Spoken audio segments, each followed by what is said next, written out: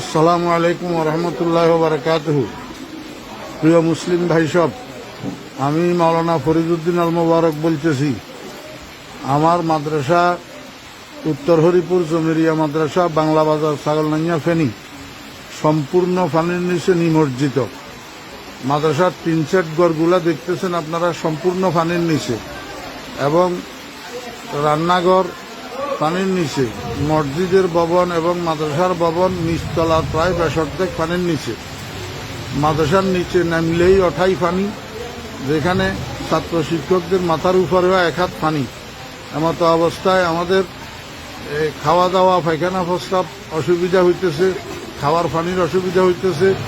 আপনারা দেখেন, এই শতাধিক ছাত্র শিক্ষক মাদ্রাসায় পানিবন্দী হইয়া রয়েছে। এই অবস্থায় হৃদয়বান মুসলমান ভাইদের এবং বিভিন্ন স্বেচ্ছাসেবক সংগঠনগুলোর কাছে আবেদন, আপনারা মেহরবানি করে এখান থেকে আমার ছাত্র শিক্ষকদেরকে উদ্ধার করেন। ছোট ছোট বাচ্চা এগুলা সাঁতরাইয়া যে রাস্তা পর্যন্ত যাবে এমন এই অবস্থা নাই।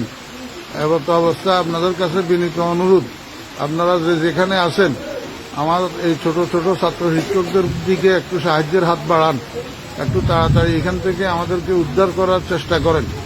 আল্লাহ পাক আমাদের সবাইকে হেফাজত করেন। আসসালামু আলাইকুম ওয়া রাহমাতুল্লাহ।